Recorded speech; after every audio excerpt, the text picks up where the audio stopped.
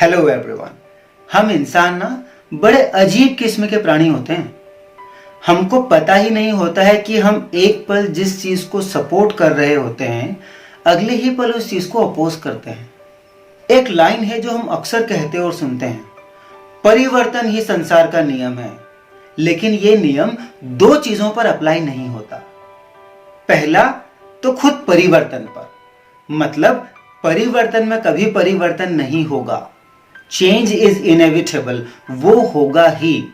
और दूसरा है उस परिवर्तन का अपोज। लोग परिवर्तन का अपोज करना भी कभी बंद नहीं करेंगे। अच्छा, अपोज करना आपके इंसान होने की निशानी है, क्योंकि जानवर अपोज नहीं करते। जानवर को अगर कोई चीज से खतरा लगता है ना, वो वहां से भाग जाता है। तो आप अपोज कर रहे हैं, ये सबूत है इस बात का कि आप इंसान हैं। लेकिन क्या हर बात पर आपको अपोज करते रहना चाहिए? एक समझदार इंसान वो है जो चेंज को समझे, वो देखे कि क्या जरूरी है और उसे एक्सेप्ट करे। आजकल ऑनलाइन क्लासेस का बहुत अपोज हो रहा है।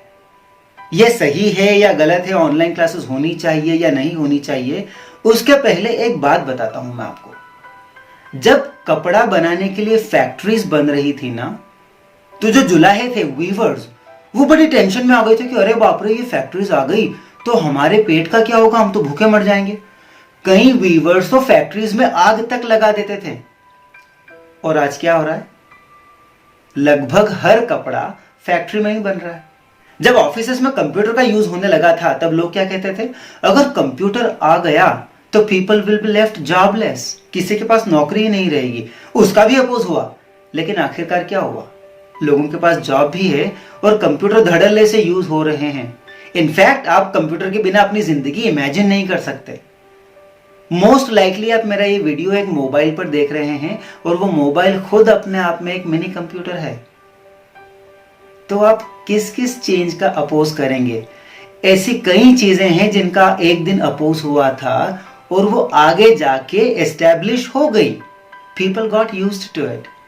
पहले स्कूल क्लास 1 से शुरू होता था, लेकिन हमसे बच्चों की खुशी बर्दाश्त नहीं हुई और हमने प्री स्कूल स्टार्ट कर दिया, KG1 KG2। तब भी हमारे कलेजे को तसल्ली नहीं हुई और फिर हमने प्ले स्कूल स्टार्ट कर दिया, जहां पर एक ऐसे बच्चे को भेजा जाता है जो ये भी नहीं बोल सकता कि मुझे सुसु आई है। हम उसे डायपर पहना के वहां भेजते हैं। क्यों? क्योंकि हमको लगता है कि वो वहां पर कुछ सीखेगा। आज कोरोना के बीच में सब लोग ये कह रहे हैं कि अगर 1 साल स्कूल नहीं खुले, 1 साल स्कूल बच्चा नहीं गया तो कौन सा पहाड़ टूट जाएगा? कोई 1 साल स्कूल जाकर बच्चा कलेक्टर तो नहीं बन जाएगा। बिल्कुल सही बात है, 1 साल के स्कूल में तो कोई भी कलेक्टर नहीं बन पाएगा। लेकिन ये आपको पता कब चला? जब आपको ऑनलाइन क्लासेस को अपोज करना है या स्कूल को अपोज करना है, तब आपको ये रियलाइज हुआ कि 1 साल की एजुकेशन इतनी जरूरी नहीं है। हम छोटे छोटे बच्चों को जब स्कूल में छोड़ के आते थे, तब हमको ये रियलाइज नहीं होता था कि इतने छोटे बच्चे को वाकई स्कूल भेजने की जरूरत है। और भगवान के लिए, इस चीज के लिए आप स्कूल को ब्लेम मत कीजिएगा, स्कूल को बदनाम मत कीजिएगा। आप कहते हो कि स्कूल लाखों की फीस लेते हैं, लूटते हैं। स्कूल नहीं लूटते हैं। आपने कभी एक ऐसा इंसान देखा है जो 10,000 रुपए किलो भिंडी बेचता है? नहीं देखा होगा। आपने कभी सोचा कोई इंसान 10,000 रुपए किलो भिंडी क्यों नहीं बेचता? क्योंकि इतनी महंगी भिंडी कोई खरीदेगा ही नहीं। एक चीज जिस प्राइस पर बिक रही है, हाँ, I am using the word बिक रही है, जो चीज जिस प्राइस में बिक रही है वो महंगी नहीं है। कोई किसी को नहीं लूट रहा है। लोग खुशी खुशी लाखों की फी दे रहे हैं। कौन किसको लूट रहा है? तो स्कूल वालों को पता है कि वो जो सर्विसेज दे रहे हैं वो लोगों को चाहिए, और उस सर्विस के लिए, उस फैसिलिटी के लिए लोग उनको वो पैसा देंगे। उनको मिल रहा था। जब कोरोना आ गया तब अचानक से हाहाकार मच गया कि स्कूल लुटे रहे हैं। एक पल के लिए इस चीज को भूल जाइए। हम बात करते हैं ऑनलाइन क्लासेस की। आपने कई लोगों को कहते हुए सुना होगा या सोशल मीडिया पे पढ़ा होगा कि ऑनलाइन क्लासेस केवल एक ढोंग है, बस स्कूल वालों को फी चाहिए इसलिए नाटक कर रहे हैं, बच्चों को कुछ समझ में तो आता है नहीं।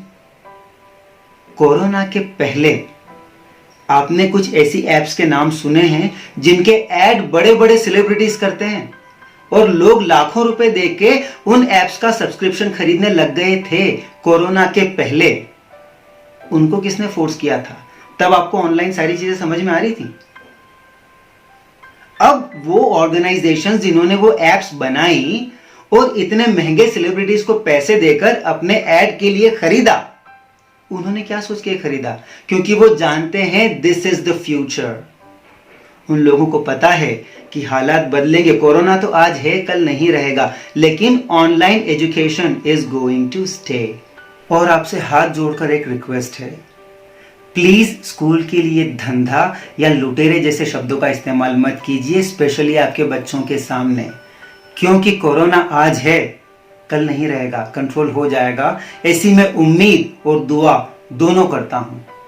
तो साल भर स्कूल बंद रहा, उसके बाद जब खुलेगा, 2 साल स्कूल बंद रहा, उसके बाद जब खुलेगा और आपका बच्चा उसी स्कूल में जाएगा जिसे आप लुटेरा कहते हैं, तो आपका बच्चा वहां से क्या सीखेगा?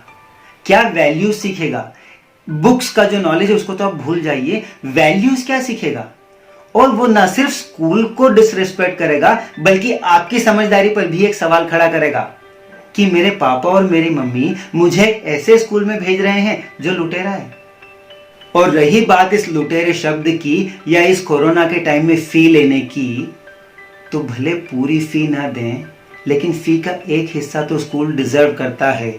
साथ ही हमें यह भी समझने की जरूरत है कि स्कूल आज बंद है, स्कूल के खर्चे कम हो गए हैं, लेकिन फिर भी स्कूल की एक ऑपरेटिंग कॉस्ट होती है। बसेस बंद हैं, डीजल का खर्चा रुक गया, हाँ, लेकिन उन बस को चलाने वाला जो ड्राइवर था या जो कंडक्टर उस बस में होता था, वो इंसान खाना खाता है, उनको सैलरी मिलना जरूरी है। वो दीदियां जो स्कूल में सफाई करती हैं, जिनको आप शालीन भाषा में बाई कहते हैं, बदकिस्मती से वो भी खाना खाते हैं, और अगर उनको सैलरी नहीं मिली तो वो भी भूखे मर जाएंगे। और रही बात टीचर्स की, तो अनफॉर्चुनेटली वो भी इंसान है, उनका भी परिवार है और उनको भी ज़रूरतें हैं। उनकी ज़रूरतों का ध्यान अगर हम नहीं रखेंगे तो कौन रखेगा? हमारी सोसाइटी एक सिस्टम है, अगर आप 1 साल फी पे नहीं करेंगे तो इस सिस्टम को आप डिस्टर्ब कर देंगे और उसको वापस खड़ा करने में हो सकता है बहुत ज़्यादा टाइम लग जाए, और तब तक शायद आप इस सिस्टम का बहुत सारा डैमेज कर चुके होंगे।